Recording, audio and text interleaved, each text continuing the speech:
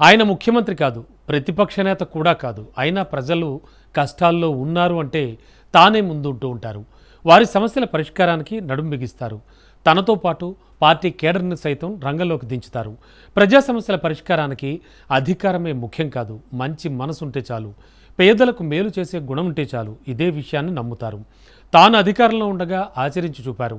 అధికారం లేకపోయినా అదే మార్గాన్ని అనుసరిస్తున్నారు. గతంలో ఆ మాజీ సీఎం తీసుకొచ్చిన వ్యవస్థలు ఇప్పటి ప్రభుత్వానికి ఆసరాగా మారాయి. తాజాగా మొంతా తుఫాన్ నేపథ్యంలో మాజీ సీఎం జగన్ పేరు మరోసారి మారుమోగిపోతోంది. వైసీపీ నేతలతో టెలికాన్ఫరెన్స్ నిర్వహించిన అధినేత వరద బాధితులకు అండగా ఉండాలంటూ పిలుపునివ్వడం ప్రజా సంక్షేమం పట్ల ఆయనకున్న నిబద్ధతకు నిదర్శనంగా నిలుస్తోంది.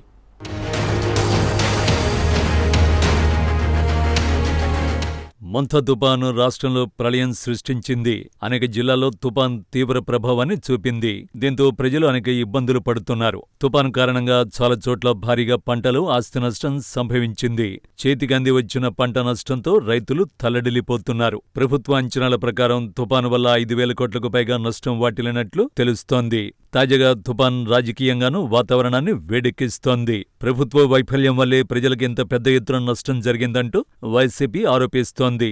మరోవైపు తుపాను విషయంలో ప్రభుత్వంపై ఫేక్ ప్రచారాలు చేస్తున్నారు అంటూ ముఖ్యమంత్రి చంద్రబాబు వైసీపీకి కౌంటర్ ఇస్తున్నారు. ప్రభుత్వం తుపాను విషయంలో ఎప్పటికప్పుడు ప్రజలను అప్రమత్తం చేసిందని, అలాగే తాము తీసుకున్న ముందస్తు జాగ్రత్త చర్యల వల్ల ప్రజల ప్రాణ, ఆస్తి నష్టాలను తగ్గించామని ప్రభుత్వ పెద్దలు చెబుతున్నారు. ఇదిలా ఉంటే వైసీపీ అధినేత మాజీ సీఎం జగన్మోహన్ రెడ్డి తుపాన్ నేపథ్యంలో చేపట్టిన చర్యలపై వైసీపీ శ్రేణులు హర్షం వ్యక్తం చేస్తున్నాయి.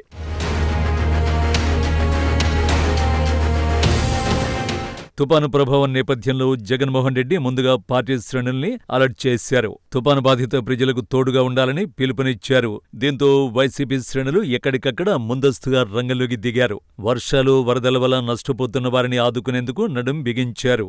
వర్షాల వల్ల పంట నష్టపోయిన ప్రాంతాల్లో క్షేత్రస్థాయిలో పర్యటనలు చేసి రైతులను ఆదుకునేందుకు ప్రభుత్వం ఒత్తిడి తీసుకొచ్చే కార్యక్రమాన్ని చేపట్టారు. తాజాగా తుపాను ప్రభావం, ప్రజలు ఎదుర్కొంటున్న సమస్యలు, పంట నష్టం వంటి అంశాలపై పార్టీ నేతలతో వీడియో కాన్ఫరెన్స్ నిర్వహించారు మాజీ ముఖ్యమంత్రి జగన్మోహన్ రెడ్డి. ఈ వీడియో కాన్ఫరెన్స్ లో రాష్ట్ర వ్యాప్తంగా పార్టీ నేతలు పాల్గొని ఆయా ప్రాంతాల్లో పరిస్థితిని జగన్ కు వివరించారు. గతంలో జగన్ సీఎం హోదాలో ఇలాంటి వీడియో కాన్ఫరెన్సులు నిర్వహించేవారు. సంక్షేమ పథకాల లబ్ధిదారులతో నేరుగా మాట్లాడేవారు.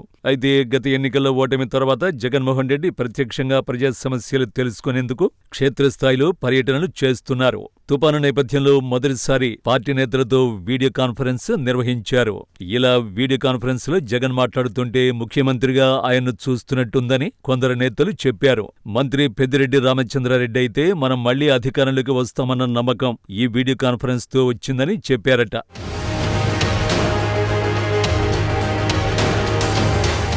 జగన్ ముఖ్యమంత్రిగా ఉన్న సమయంలో అనేక సంస్కరణలు తీసుకొచ్చారు. గ్రామ, వార్డు సచివాలయాలు, వాలంటీర్ వ్యవస్థను తీసుకువచ్చారు. టీడీపీ కూటమి ప్రతిపక్షంలో ఉన్న సమయంలో ఈ వ్యవస్థలపై తీవ్ర విమర్శలు చేసింది. అంతేకాదు కూటమి ప్రభుత్వం వచ్చాక వాలంటీర్లను పూర్తిగా పక్కన పెట్టేసింది. అయితే జగన్ తీసుకువచ్చిన సచివాలయ వ్యవస్థను మాత్రం కూటమి ప్రభుత్వం కొనసాగిస్తోంది. ప్రస్తుత తుపాన్ నేపథ్యంలో సచివాలయ వ్యవస్థ ద్వారా ప్రజలను ఆదుకునే ప్రయత్నం చేస్తోంది ప్రభుత్వం. వైసీపీ ప్రభుత్వంలో తీసుకువచ్చిన ఆర్బీకేల వ్యవస్థ కూడా ఉంటే ఇలాంటి సమయంలో రైతులకు ఇంకా మేలు జరిగేది అంటున్నారు జగన్. ప్రతి పంటకు ఈ క్రాప్ చేయడం, గ్రామ సచివాలయాలు, ఆర్బీకేలు సమన్వయంతో పనిచేయడం వంటి కార్యక్రమాలు చేసేవాళ్లమని గుర్తు చేస్తున్నారు. ఉచిత పంటల బీమాతో రైతులకు భరోసా ఉండేదని, కానీ కూటమి ప్రభుత్వంలో రైతులకు అలాంటి పథకాలు సరిగ్గా అమలు చేయకపోవడం వల్ల నష్టపోతున్నారని ఆరోపిస్తున్నారు జగన్మోహన్ రెడ్డి.